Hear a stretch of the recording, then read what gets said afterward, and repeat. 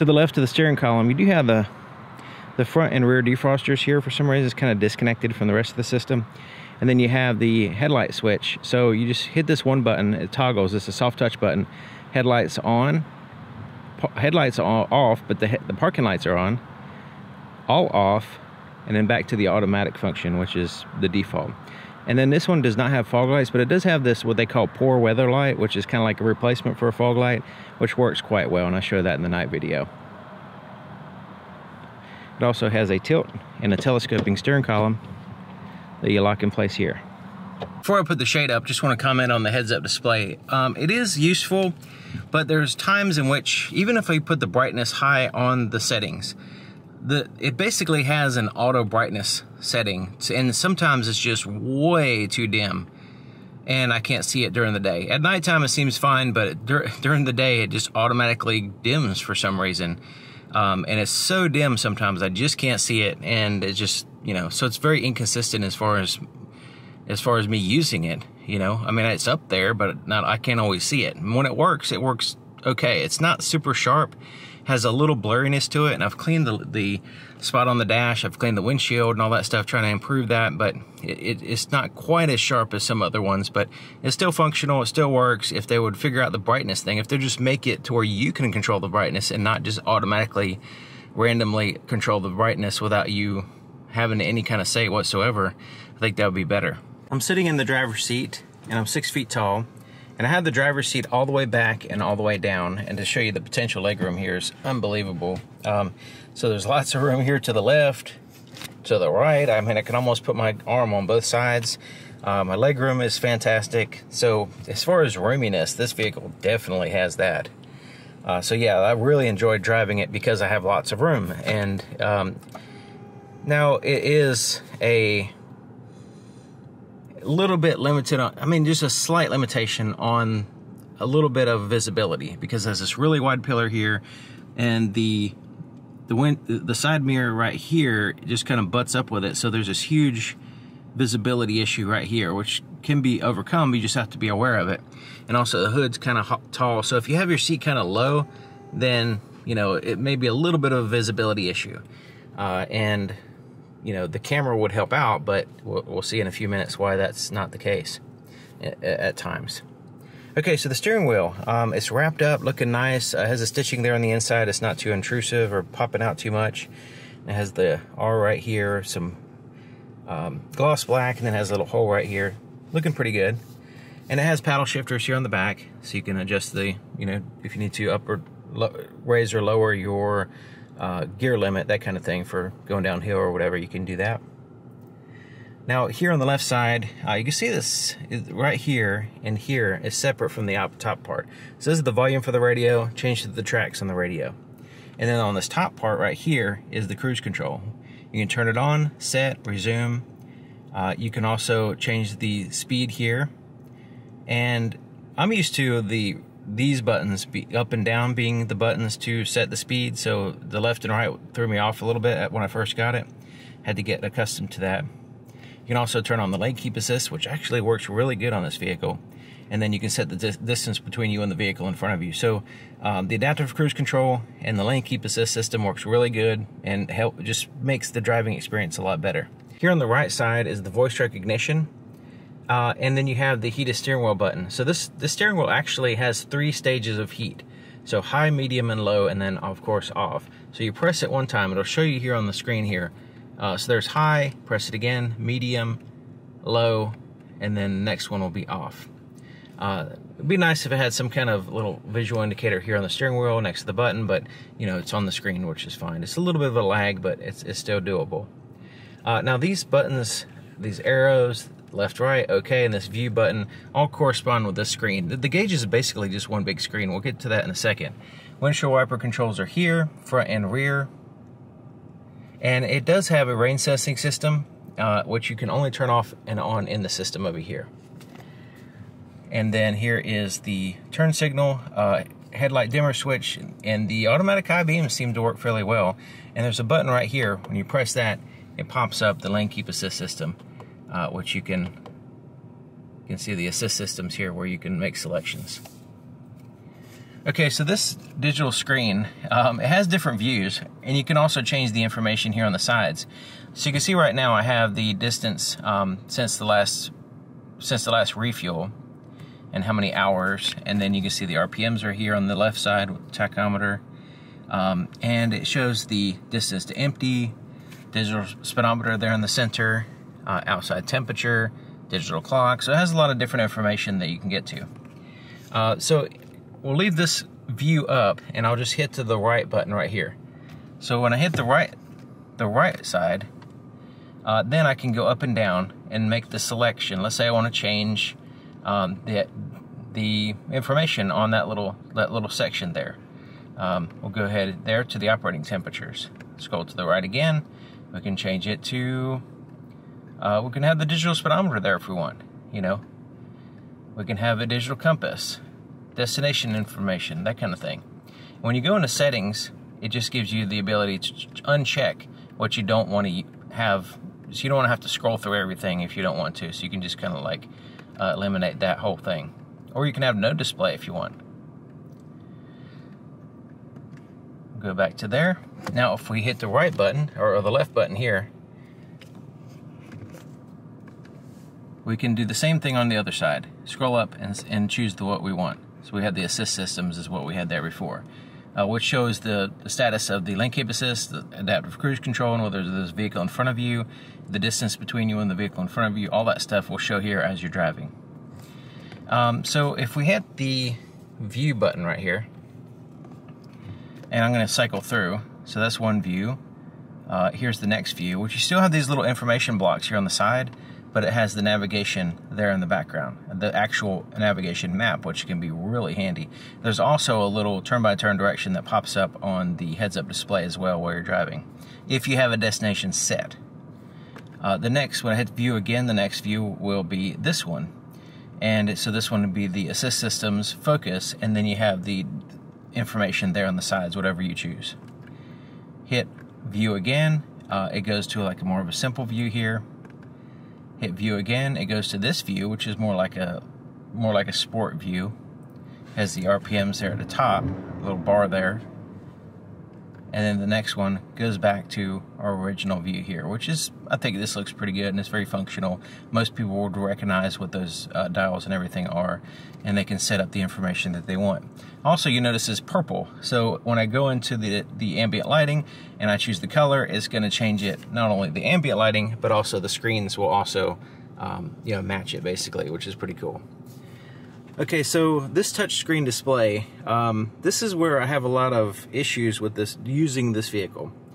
Because when you first start the vehicle, it has the auto stop start, the idle stop, or ASS, however you want to say it. But I like to turn that off, because it's just one of those things where, I don't want the engine turning off, especially when it's hot and the climate control and all that stuff. So when I get in the vehicle, I have to press this button. I have to wait for the screen to load. And then I have to get to the home screen, wherever I'm at to begin with, choose this button. This takes a second to load, and then I can choose this button. I've already been here, since I started the vehicle. So, so I have to go multiple steps here to get to that button. Now, another thing is that this is the biggest thing, really. There is no button anywhere to get to the camera. There's no button I can press to pull up that really fantastic 360 camera system. The only way I can get to it is if I put it in reverse. So let's go ahead and skip a lot of stuff and go right to this issue that I have. See how nice this camera is? You get to see behind you, you get to see top down, and it pairs with the parking sensors right here, and you can see the direction in which you're going to drive right here. Now if I put it in drive, now I see the front view. Now that front view is really handy. It can be very handy at times. So you can see this view, this really wide view right here, more linear view, and we can see the back view, we can see side views. So this is really handy camera system, but there's absolutely no button for me to press to turn it on. So I'm pulling in a parking spot, Even the parking sensor pops up, starts beeping at me. I'm like, what is it? I can't hardly see because I have this huge vehicle in front of me. So what could possibly be there? I don't know. Let me check the camera. Oh, I can't. You know, so that's the problem that I have. One of the biggest problems is it has this feature, which is excellent, but it's barely functional other than just backing out of a parking spot. Still good, but I wish it would have a button here to press to go to this navigation. All right, so that's out of the way. So you can see the home screen right here has the dial, these different tiles like you'd find on a cell phone. The radio, when you hit the radio button and you're playing media, it takes a little while, like 4 or 5 minutes for it to actually pop up the screen in which you're playing media. So if I'm playing off my phone and I just start driving, and like eventually it'll pop up, because if I'm playing something, there's no way until that screen pops up for me to pause it or anything. You know, I mean, I can adjust the volume over here and I can grab my phone and try to pause it that way, but until that little screen pops up, I can't pause it. And it takes several minutes, sometimes up to 5 minutes, and it'll finally pop up and I'm like halfway to my destination. Navigation map is here, which actually looks pretty good, day or night. You know, I showed it in the night video as I'm driving and it looks pretty good. It's really, really well done. And the resolution of this screen and the clarity and the colors and all that stuff, they did a great job. It's just the usability of some of the features can be improved for sure. And some of that could be actually improved with a software update, I'm sure, because it has this little shortcut menu up here that I can go into the start feature, which is this. I was about to say that this is the improvement to what I was talking about before, but there is no camera button here. So if they were to add a little shortcut up here that I can turn on the camera, that would be ideal. Alright, so we can go in the vehicle settings here. Now the vehicle has interior and exterior options here. So you can go in and choose the different options that you want. And when you do the interior, you can go into the ambient lighting here and adjust the different colors and temperatures. I mean, not temperatures, but colors and brightness. And you have the design of dark or light. So the bright, it's a little bit bright. For me, I like the dark a little bit better. You can adjust the instrument cluster lighting here. So over here, there's no button, there's no dials. There's no place to do it here. You have to go into this screen here, which is not a big deal. It's just you have to set it up before you start driving. If you start driving, you can't go into the settings, so you can't adjust it. All right, you can adjust the sound here. It does have the Apple CarPlay, Android Auto, and there's basically like widgets or stuff like that here. Another thing is the climate control. So you can press here to pop it up, and you have all the functionality here, and it has this smart climate, which is kind of dumbs it down, classic, which is more normal, and then air care, where you can you hit this button and it'll basically cycle the air through a filter, is what it seems like it's doing. But the climate control, it has these quick access buttons right here. So your temperature can be controlled here, and then your volume for the radio can be controlled here, and then temperature for the passenger is controlled there.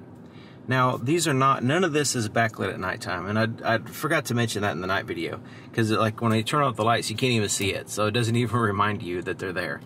So I completely forgot. None of this is backlit, so you kind of have to feel around and figure it out. Also, if you're trying to press something, it's real easy to put your hand down like this to steady your hand while you're trying to make a selection while you're driving. So it's real easy to accidentally press those buttons, especially if you don't know they're there because they're not backlit, you know, at nighttime. So you do have some buttons down here. So you have this button here that goes to the assist system. You do have the climate control button here. You do have the parking menu, which doesn't show any kind of camera assist options or anything. And then you can adjust the drive mode here. So as Eco, Comfort, more Sport. You can set up a custom. It does have an off-road and snow as well. Four-way flashes are here as well. This opens and closes. 2 USB-C ports. There's a wireless charger here. Now the wireless charger does work well, even with my case on. I have like this wallet case, and it works well. It charges with it and everything, and it fits in there. But the problem is, like, you have to force it in there. It's really tight, and there is this plastic bump under here. For some reason, it's popped down in this compartment. You can feel it. It's like a hard plastic piece right there. So if you're putting your cell phone in there and it presses up against, it's a good thing I have a case with a cover, because when I force it in there, it created this crease in my cell phone case. So that would have been possibly a scratch on my cell phone. So I'm not sure what that plastic piece is, and it's sharp. I mean, I can feel it. A sharp plastic piece sticking down. So just be aware that if it feels tight, be careful, because there is a sharp plastic piece right there, right where your phone is, you know, pressing up against your phone, basically. But yeah, once you get the phone in there, it will charge, even with my, you know, case and everything, which is good. Cup holders are here, and it has this rubber mat in the bottom, which you can take out, clean, put it back in. It has these little arms. Pretty good. I mean, when you put a styrofoam cup in there with like coffee, it kind of digs into the styrofoam a little bit. They're pretty rough, but they do steady the cup or whatever or bottle really good. So this is the shifter, and this is the stop the vehicle, start the vehicle, that kind of thing. We already saw that. But this little knob right here is the shifter, and this is the electronic parking brake, which engages the rear wheels. When you engage it, hold the brake and press it down to disengage. And then this right here, so you pull back. So if you want to go in reverse, you push it all the way forward. The camera system, parking sensors will all be active. Pull it back gently to go into neutral, and then pull it back all the way down to drive. If you pull it back again really hard, it'll go into a sport mode. So I'll actually show you what gear you're in here. You can toggle drive or sport, go to neutral, reverse, and then parking. To park the vehicle, we just press the park button right there. There's a really handy little storage compartment here. Once again, has a little rubber floor in the bottom, which you can take out, clean, put it back in. And then this is the armrest, which is pretty soft and comfortable, and it's wide, and you can share with your passenger. It's really nice. A nice angle, nice height for me anyway. It works good. And this lifts up, and it pretty much stays, doesn't really slap back down. And so you bring it up all the way out of the way. It's all good. And there's no light in here. But it does have a USB port in here, and a little place for the wires to go in and out if you need to. And it has this felt lining at the bottom, which you can take out and clean. So me personally, since there's no light and it's kind of hard to see in there, I would replace this felt. Just take this and trace it on some white felt and put it in there, and it'll brighten this whole area up a lot more, reflect a lot more light from the bottom, and be able to see in there better. Rear view mirror is an auto dim rear view mirror. It's actually auto dimming now because I have the light sensor covered up by the shade. And then up here, it has these interior lights. You can turn them all on with this button. Have them turn on with the door or not. You can turn that selection off here. Road to side assistance as well as over here. And then you have these lights, which you can tap to turn on or off. And they have this little backlit illuminated around them. They're very sensitive. You don't even have to touch them to turn them on. You just put your hand close to it. But if you press and hold it, it'll adjust the brightness, and you just let go at the brightness level that you want. So it's pretty cool. And there's soft touch buttons here for the shade and the sunroof. We'll get to that in a second. So the visor is a black vinyl material. The headliner is a cloth material. So it makes it easier to clean the visor when it's this vinyl, but it does match in color and it looks pretty close. It does have a little clip here and a mirror with a light. And the light really does a good job at nighttime. It's not overly bright, but it is bright enough to where it serves its purpose. It does extend out, covers fairly well.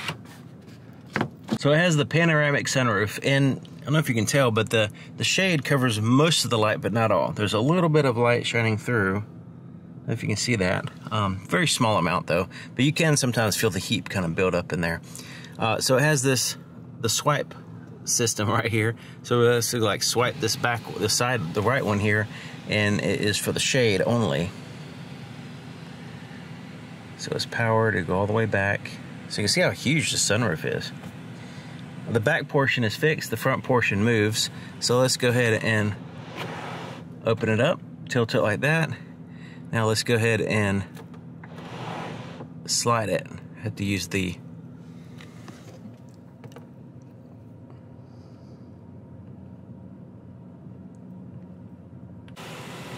you slide it back as well. I had a little bit of issue with just trying to swipe it and it wasn't recognizing my fingers. I don't know if their fingers are too dry or what, but let me swipe it again. Yeah, it goes back a little bit further. Now let's swipe it forward. There we go.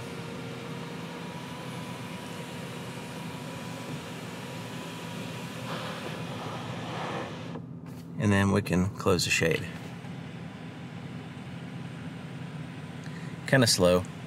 Okay, so looking at the visibility, the pillar's a little bit wide there in the back, but it's actually not too bad because you have that little window back there helps out, and depending on passengers and how big their hairdos are in cargo space, you know, will limit your view. But you know, it does have a blind spot detection system, rear cross traffic alert, parking sensors, a good camera system for backing out, that's for sure, but not so much the other uses.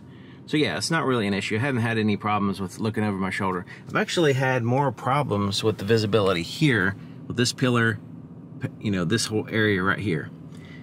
So because a lot of people don't really, they kind of overlook the fact that this is actually a blind spot. Especially if you're moving forward and then there's a car or a pedestrian there in that spot and they're moving as well, they line up with that pillar. And all of a sudden, have you ever experienced this situation where all of a sudden there's a car there or there's a person there, you're like, whoa, where'd they come from? It's because they're usually hiding behind that and they're just moving at the same pace as you are and keeping them covered up as you're pulling forward, and then all of a sudden they reveal themselves and they kind of surprise you, you know? So this is actually more of an issue for me in this vehicle because there's no space here and this is kind of wide. And then, you know, so yeah, so having that camera system would be great going forward, but they just don't allow you to turn it on unless you go in reverse first.